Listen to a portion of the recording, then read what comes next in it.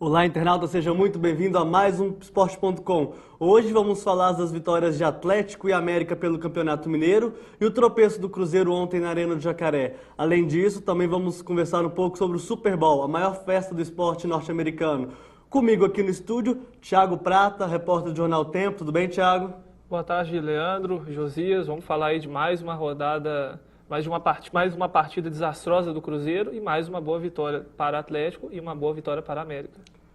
Conosco aqui também, Josias Pereira, sua estreia aqui no Esporte.com. Tudo bem, Josias? Muito obrigado pela participação aqui no Esporte.com. E vamos falar realmente dessa rodada que foi boa para a América e Atlético, e para o Cruzeiro realmente o jogo foi muito ruim. O Cruzeiro precisa melhorar bastante se quiser pelo menos classificar aí entre os 4 campeonatos mineiros. Com certeza vai classificar, mas realmente com esse futebol sofrível vai ser difícil. O torcedor vai passar muito aperto esse ano. Lembrando a você, internauta, você pode participar conosco, basta entrar no portal O Tempo Online e enviar sua pergunta.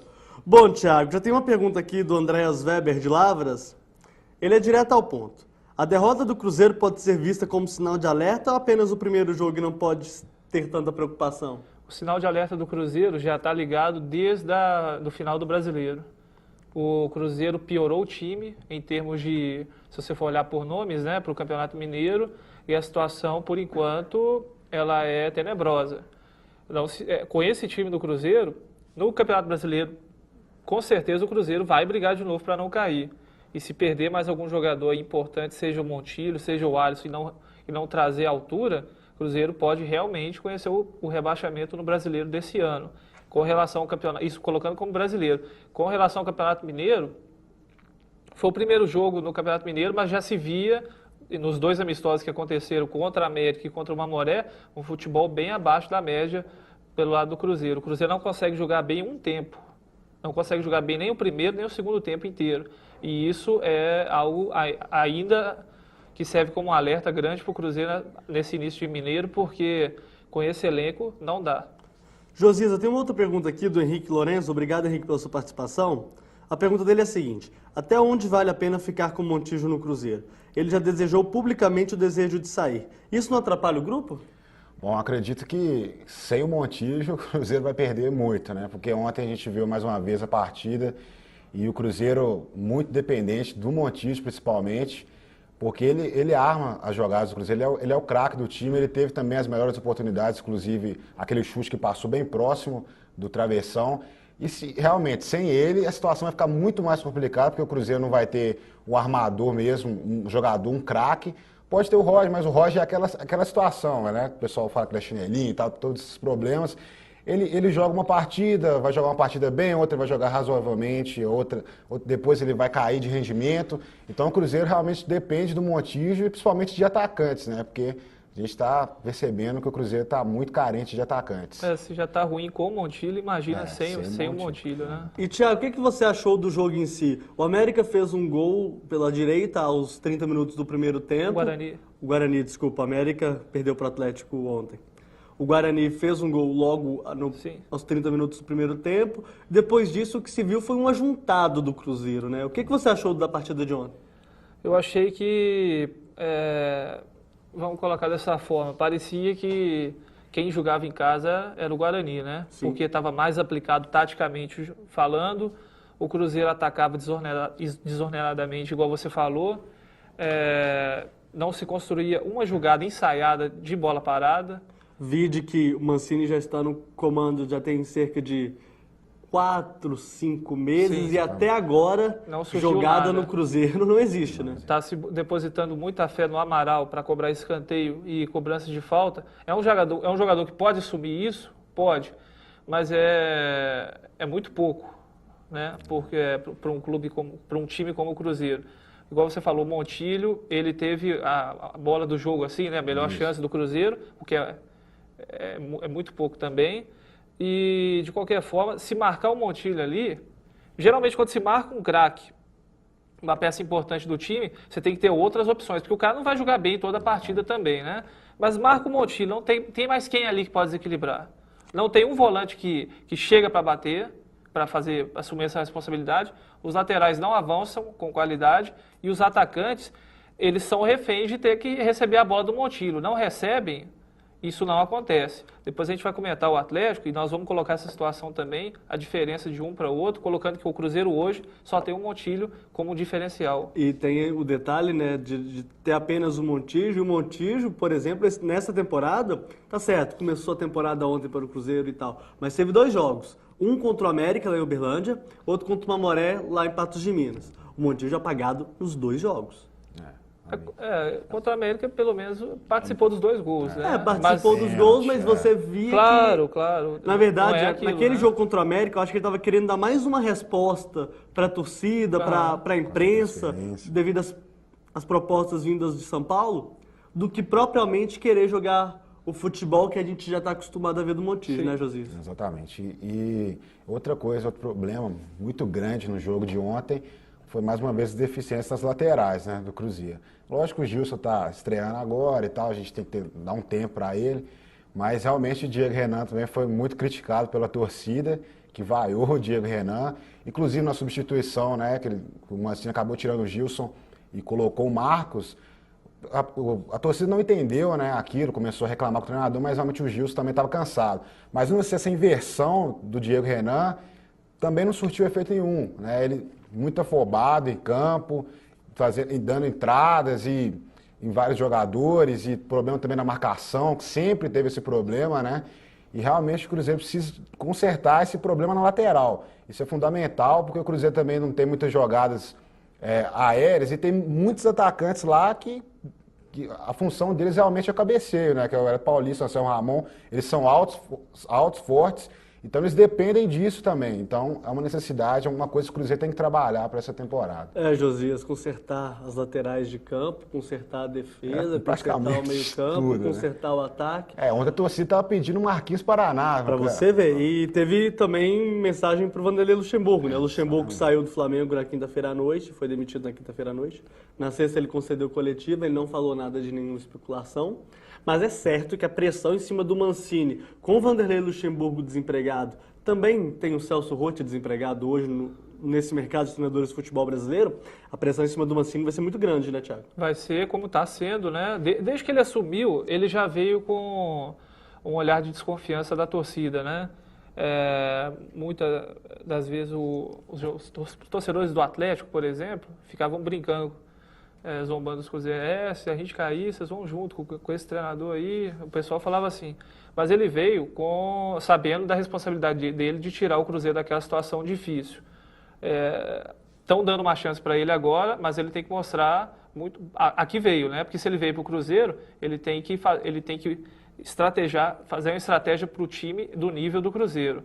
Com relação a para ver se vai ter mudança ou não, o nosso amigo do portal Super FC, o Guilherme Guimarães, conversou há pouco com o Dr. Gilvan, perguntando se vai haver reforços para o Cruzeiro. E o Dr. Gilvan respondeu a ele que, se houver a necessidade de reforço, isso vai ser conversado amanhã numa reunião com o Wagner Mancini, dando a entender o seguinte: aí deve acontecer essa conversa com o Mancini, que deve se colocar na mesa vários pontos, como, por exemplo, a questão dos reforços e talvez, não quer dizer, a manutenção dele ou não. A questão dos reforços no Cruzeiro quem o Cruzeiro pode contratar. A gente vê também, tem uma matéria do Breno Vai deixando no Super FC, falando que o Cuca teria tentado atravessar a contratação de Nilmar pelo São Paulo. No Atlético a gente vê essa conversa, a gente vê esse papo de contratação. O Escudeiro veio, o Danilinho veio, o Nilmar é uma possibilidade, não é uma possibilidade descartada hoje no Atlético. O Alexandre Calil não fala, mas a gente sabe que não é descartada a presença de Nilmar no Atlético, mas no Cruzeiro a gente não ouve absolutamente nada. O que você acha disso, Josias? O Cruzeiro está dando a entender que não tem dinheiro mesmo, né? Realmente uma situação muito complicada do Cruzeiro, que teve esse problema dos salários aí dos jogadores, e realmente o Cruzeiro parece que está com um rombo mesmo nas finanças, que não tem conseguido contratar um jogador de peso, e isso é muito, assim, constrangedor até mesmo para a torcida do Cruzeiro, que sempre foi acostumada a ter grandes nomes, grandes reforços. Toda temporada o Cruzeiro acabava, anunciava a contratação de um grande jogador. E esse ano a gente está vendo aí, o Cruzeiro contratou o Jackson, que veio do futebol dos Estados Unidos. A gente sabe que a MLS está crescendo agora, a Liga Norte-Americana. Então, apresentar um bom futebol na Liga Norte-Americana não credencia você a atuar num time brasileiro, ainda mais um time do calibre do Cruzeiro dentro do cenário esportivo brasileiro. Então, realmente, o Cruzeiro está mostrando, o Cruzeiro tem tentado buscar jogadores mais na base de investidores, de empréstimos, e realmente os grandes reforços, os grandes nomes, a gente não está vendo nenhum. Isso é preocupante mesmo. Diferente, por exemplo, a situação Oswaldo e o Marcos Aurélio, que eram os jogadores, os atacantes velocistas que o Cruzeiro queria, que mostraram futebol no Campeonato Brasileiro em Série A, por equipes que o Ceará, uma equipe considerada modesta, e o Curitiba, que já foi campeão brasileiro, mas também é abaixo do Cruzeiro, né? Outra coisa que você citou, por exemplo, Cabido, a respeito do Atlético, questão de contratação, o Atlético também tentou o Douglas, né? Só que o jogador preferiu ir para o Corinthians. É uma das facetas. Mas tem, aquilo, o Atlético ele queria o Douglas. Uma das versões. Ele queria o Douglas, mas ele também, eu quero o Douglas, mas eu não vou fazer aquele esforço sensacional, igual, por exemplo, o Corinthians fez. Sim. O Corinthians está dando um salário, não vou falar Inclusive, absurdo, porque a gente não tem números concretos aqui para informar para vocês, mas é um valor bem acima do que ele ganhava do Grêmio. Mas se tratando de Corinthians, São Paulo, supõe-se que o pagamento vai ser maior mesmo, né? Sim. Apesar de que o Atlético, no caso, ele não precisa dessa posição de momento, né? Tendo em vista as opções que ele tem. Agora, o Cruzeiro, sim, precisaria de um cara para dividir as funções com o Motilha ali, né? Inclusive, o Douglas, pela informação da imprensa paulista, ele foi negociado por 3 milhões de reais com o Corinthians. Não é um valor considerado alto dentro do futebol brasileiro. Exatamente. Mas a questão não é nem pagar essa multa ao Grêmio, digo o salário, porque a longo prazo pode ser um investimento um pouco acima do que o ordenado do Atlético pagaria, né? Pode. Bom, vamos agora falar, a gente já está falando do Atlético, vamos falar do próprio Atlético. O Atlético ontem venceu o América em Teoflotone por 2-1 lá em Teoflotone. O gol do Mancini, aos 40 minutos do segundo tempo, garantiu mais 3 pontos para o Atlético, Thiago. O que você achou da vitória do Atlético ontem? O Atlético está jogando... O Atlético está mostrando que o time grande do Campeonato Mineiro, os times grandes do Campeonato Mineiro são América, Atlético e Cruzeiro. O Atlético e o América até então, o Cruzeiro teve um jogo só, mas pelo início, estão mostrando que são os times grandes mesmo, né? Porque o Atlético, ele colocou o Boa no campo de defesa do Boa e colocou o América de Teoflotone no campo de defesa do América de Teoflotone. Sofreu um gol? Sofreu numa falha de marcação e numa bola que era defensável para o Renan Ribeiro. Mas o Atlético a falhar. Que voltou a falhar. A bola foi no meio do gol, né? E ele estava na direita. Bem parecido com aquele gol que tinha tomado no jogo treino, né? Sim, exatamente. Mas pelo que se colocou no geral mesmo, né? O Atlético tem jogado pelas laterais, ele tem jogada rápida pelo meio, ele tem uma boa contenção com os dois volantes de marcação que estão muito bem, na minha opinião. Tem que acertar um pouco o posicionamento da zaga, né? Da dupla de zaga, que às vezes peca, mas o André na frente, ontem eu gostei bastante, está fazendo bem o pivô, ele toca, ele já vai para a área, ele faz aquilo que ele tem que fazer, ele tenta, ele briga, é um jogador que está sendo importante nesse início de temporada para o Atlético, que já tinha que acontecer, porque veio a peso de ouro, né? E tem que fazer aquilo que se espera dele por tudo aquilo que ele desempenhou no Santos. Até mesmo, eu acho que ele também esteja se esforçando até mais do que a gente vê, por exemplo, em outros jogadores, porque ele não sabe se vai ficar no Clube Atlético Mineiro, né? Em julho encerra o contrato dele, ele pode voltar para o futebol europeu, onde ele estava, e ele parece que não quer voltar para a Ucrânia, né, para o Josias? Com certeza, ele está mostrando mesmo que ele quer ficar no Atlético, já tinha feito gol na estreia de cabeça, agora voltou a marcar um gol, e importante mesmo no Galo ontem foi as jogadas mesmo pela lateral, né? Inclusive pela direita, com o Bernard, e no segundo tempo com o Neto Berola, que entrou para dar mais mobilidade, para dar mais velocidade ao ataque. E realmente jogada pelas pontas foi o grande diferencial do Atlético, jogando no campo pequeno, acanhado, né, que é o estádio lá em Teoflotone. E realmente o Atlético conseguiu explorar isso muito bem. E foi realmente um grande diferencial, inclusive jogadas pelo meio, rápidas, com o Escudeiro, que realmente ontem mostrou que está no nível bom para jogar no Atlético. Ele perdeu vários gols, né? Realmente ele perdeu alguns lances incríveis, mas ele mostrou muita vontade, muita raça. acredito que ele vai acertar ali naquele meio campo do Atlético, e o André realmente é isso, ele está mostrando serviço, ele quer ficar no Atlético. A única baixa assim, que eu senti muito no Atlético foi a questão do Danilinho. O Danilinho ele não jogou muito bem ontem, mas também ele está voltando do México, vai precisar se acostumar ainda ao esquema do Atlético, ao esquema que o Cuca quer implantar no Atlético. Esqueça que ele vai melhorar. A gente está falando de início de temporada, esse é o segundo jogo oficial do Atlético, a segunda vitória, inclusive. Mas o Atlético ainda precisa melhorar, né, Thiago? Precisa melhorar bem, a marcação ainda não está legal, os dois zagueiros ainda estão batendo cabeça. O Josias falou bem, o Danilinho está caindo pela ponta, mas ainda não está como aquele cara que a gente espera dele. Né, exatamente, como ele era há 4 anos atrás, quando ele estava aqui. Mas ainda precisa melhorar muita coisa, principalmente na parte da parte física, né? Você vê o Atlético... É claro, o Atlético conseguiu um gol ontem no cruzamento do Marcos Rocha para o Mancini da direita para a esquerda, mas você ainda sente o Atlético um pouco cansado, né, Thiago? Mas é uma coisa que vocês citaram bem, o Danilinho não jogou bem por essas razões, mas é aquilo que a gente citou em função do Montijo. Quando o Montijo não joga, não tem alguém para assumir a responsabilidade de ser decisivo. O Danilinho, mesmo não jogando bem ontem, ainda tinha Bernard, André, Marcos Rocha e Escudeiro.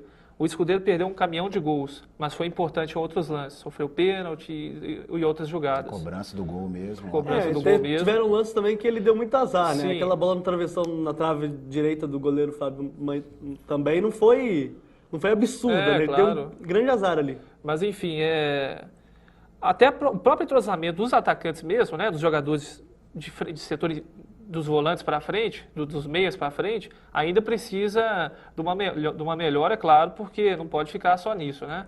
O Cuca tá frisando isso, tá vendo isso é importante, os jogadores também sabem que pode tirar muito mais deles, mas o caminho do Atlético tem agradado o torcedor e a imprensa por enquanto, né? Apesar de que eu acho que esse time que está jogando, colocando a formação com Danilinho, Escudeiro, Bernard e André, eu acho que ainda vai ser modificada mais para frente. Eu acho que, mesmo jogando pouco tempo, o Neto Berola ainda tem condições de começar jogando se mantiver aquilo que ele fez no ano passado. Resta saber se ele dá conta de jogar o jogo inteiro.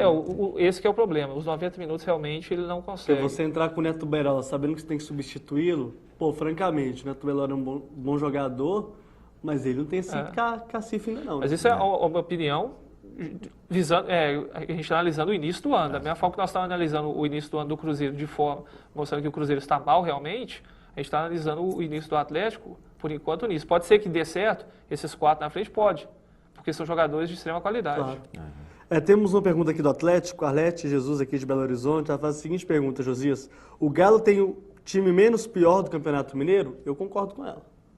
Eu também. O time do Atlético, realmente, pelo o elenco que o Atlético montou, de que seja o menos pior, mais qualificado também no momento, né? Porque a gente está vendo que o Atlético tem mostrado uma consistência maior de jogo, porque o Cuca conseguiu esquematizar isso bem na pré-temporada do Atlético.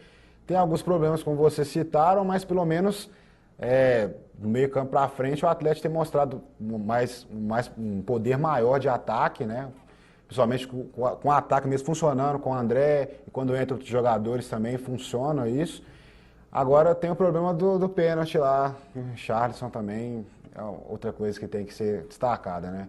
Foi um momento crucial da partida. O Atlético poderia ganhar o jogo naquele momento, e o Atlético já vinha apresentando erros nas cobranças de pênalti durante os jogos treinos com o Atlético promovido na pré-temporada, e o Richard já tinha errado um pênalti, e ele foi lá, o Cuca deu um voto de confiança para o Richardson foi lá, cobrou esse pênalti, cobrou mal, né? O goleiro conseguiu defender e na volta ele teve a chance de marcar o gol, de se redimir, mas chutou, o Fábio Noronha conseguiu fazer uma grande defesa. E é uma coisa que o Cuca falou depois do jogo, que ele não ia comentar sobre o pênalti, mas que ele ia treinar. Realmente o Atlético precisa treinar esse fundamento. O Cruzeiro também sofreu isso no ano passado, o Montijo errou vários pênaltis também, Montijo, outros jogadores. E o Atlético precisa trabalhar isso, porque o pênalti é crucial no momento do jogo. Naquele momento o Atlético poderia ganhar facilmente a partida, até mesmo marcar outros gols, dominar completamente o América Teoflotone, que não conseguia atacar, mas perdeu esse pênalti por um lance assim, de genialidade do Marcos Rocha, e conseguiu achar o Mancini livre na esquerda, o Mancini cabeceou e fez o gol da vitória do Atlético, gol de virada. Agora a gente vai falar um pouco do América. O América no sábado venceu a Caldense por 2-0 na Arena do Jacaré. Um resultado importante para o América, Josias, mas tem uma pergunta aqui do nosso amigo Leandro Esteves, está perguntando como está a minha Caldense. Eu vou te responder, Leandro. A Caldense encontra-se na 8ª posição hoje, venceu o Tupi na primeira rodada por 1-0 e perdeu para o América. O time está, você vê pelo jogo contra o América, o time está é bem treinado, é certinho, mas ainda carece de algumas qualidades técnicas, essencialmente no ataque. Pecou muito nas finalizações contra o América. O que você achou desse jogo, Josias? Bom, o América ele conseguiu, apesar do público também não ter sido lá essas coisas, né? O problema da quantidade lá no estádio, foi um pouco mais de 400 pessoas. Mas assim, o América mostrou mais uma vez que também está bem preparado, por isso que ele lidera o campeonato e realmente conseguiu fazer os gols na hora certa. Teve o Caio também, que mostrou mais uma vez que o menino da base, uma promessa, o América está investindo nele e realmente o Caio deu esse retorno, marcando o gol. A Caldense pecou muito nas finalizações, permitindo que o América conseguisse dominar o jogo e ganhasse a partida, mostrando, né, conquistando 6 pontos e mostrando que realmente está inteira aí e vai brigar pelo título do Campeonato Mineiro nesse ano do centenário. E o que é mais interessante é que o América estava com 1 a menos, né, Exatamente. no momento do gol do Caio. Isso. Moisés tinha sido expulso. Moisés foi expulso, de certa forma, totalmente Um lance infantil. num lance bobo, bizonho, foi expulso com justiça. E no gol, o Caio simplesmente tirou de cabeça o zagueiro da Caldense e chutou na saída do Gleidson, né? Foi um belo gol, esse menino Caio ainda pode dar muita alegria para a torcida do América, viu? Vamos para a tabela do campeonato e os jogos?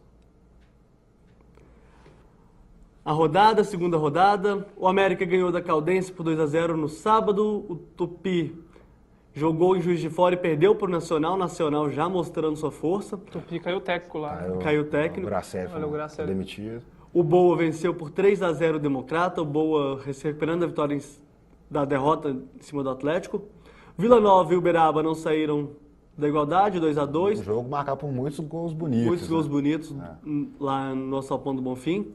Cruzeiro 0, Guarani 1 e Atlético de América de Teoflotone 1, Atlético 2. Agora a classificação, o América lidera com o Atlético, saldo de gols. América 6, Atlético 6, Vila em seguida com 3 e Boa também com 3. Estes hoje estariam classificados para as semifinais.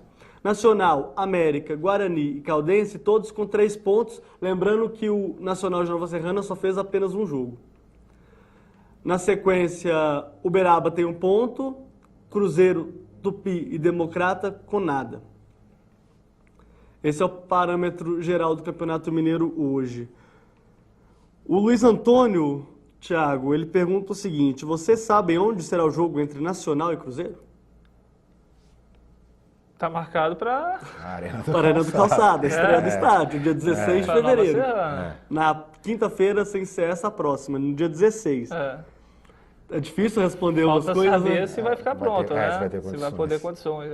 Se a federação, no geral, ela vai liberar o estádio, né? Que ainda não está pronto, faltando um pouco menos de 2 semanas para o jogo, né? Agora, se já adiou uma vez, não é possível que vai adiar a segunda por esse detalhe, né? Já devia ter acontecido por... Isso é um pouco até ridículo a gente ficar comentando aqui, né? Um estádio que começa o campeonato, que é para um time começar a jogar lá e não está pronto ainda, né? Já que adiaram para o dia 16, ou seja, pouco tempo, né? Se Exatamente, você for levar, se faltavam poucos detalhes, né? Então adiasse para daqui a pouco meses, a gente né? vê o Nacional dividindo o estádio com América, Cruzeiro e Atlético lá em Sete Lagoas. Não vê o público, né? Mais uma pergunta aqui, Thiago. O Fabiano Farias, ele pergunta diretamente a você. Qual a sua avaliação sobre Dimas Fonseca no Cruzeiro? É difícil. Dimas Fonseca, se você... O problema é o seguinte, o Cruzeiro com Maluf era uma coisa, o Cruzeiro pós-Maluf é outra. Não estou querendo aqui enaltecer o trabalho do Maluf, não precisa ser enaltecido porque é um grande dirigente. Sim. E nem preciso falar mal do trabalho do Dimas, porque ele também tenta fazer da melhor forma possível o Cruzeiro andar. Mas que o Cruzeiro com o Maluf, coincidentemente, ele tinha um determinado... conseguia contratar jogadores, conseguia ter um tratamento melhor com o treinador, dar mais tranquilidade para o treinador, no caso Adilson Batista, né? O Cuca e tantos outros treinadores, e que o momento do Cruzeiro de tensão... Porque o Dimas pegou uma fase boa do Cruzeiro também. Ele pegou o Campeonato Brasileiro de 2010, né, que o Cruzeiro foi vice-campeão, mas ele pegou aquela fase que o Maluf deixou. Ele aquela chegou a base que o participar Maluf da deixou, contratação né? do Walter Montilho. Participou? Participou, chegou a participar, né? Porque o Montilho chegou em meados do ano, por uma boa hora, inclusive, né?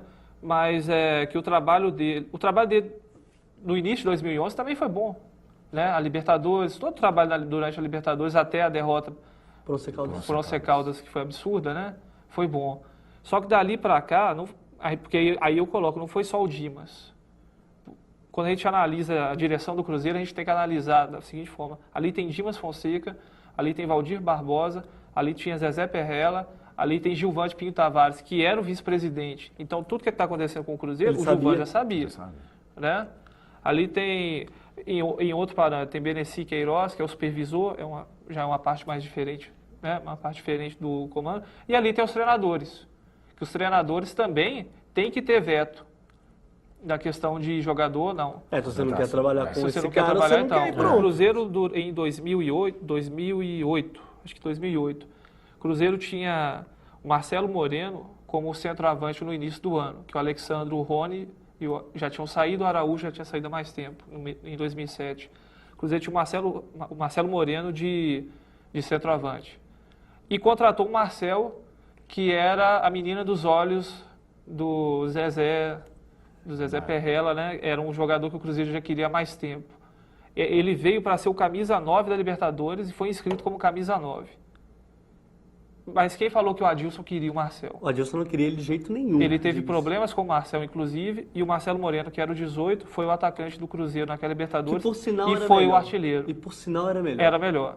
Bem melhor. E foi o artilheiro. Então, precisa saber se o treinador quer, precisa saber se a cúpula consegue trazer o jogador e precisa saber também, isso já é uma opinião minha, se o jogador já teve problema com outros dentro do elenco do Cruzeiro. Sim. Porque não é possível que, por exemplo, o Vitória vai contratar o Roger, sabendo que lá tem o Gilberto. Tinha, né? Tinha, né? Não, mas, por exemplo, a situação, né? Uma determinada situação. Então, isso tudo tem que ser levado em conta. Então, se o trabalho do Dimas hoje é questionável, e o torcedor está no direito de pensar isso, mas tem que se questionar também o resto da diretoria e as administrações passadas. Claro, o clube não vive só de jogadores e treinador, né? Toda a cúpula lá de cima tem seu aval, tem seu problema.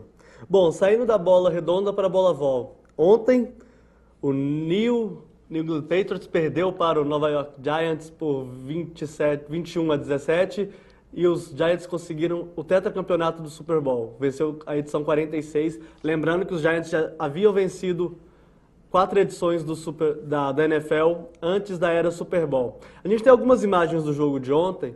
O jogo, na verdade, é um grande evento dos Estados Unidos. Essa daí é uma recepção do Victor Cruz no primeiro touchdown dos Giants. Aí está já o primeiro touchdown do New England Patriots. Josias, me explique mais, conte-nos mais sobre esse esporte que está dominando o Brasil hoje. Bom, o jogo de ontem foi realmente um sucesso assim, em termos de audiência aqui no Brasil. Eu acredito que foi um dos jogos mais vistos assim, aqui no Brasil, se tratando de Super Bowl. Realmente, ontem o New England Patriots mostrou mais uma vez os problemas defensivos que já vinham desde o início da temporada.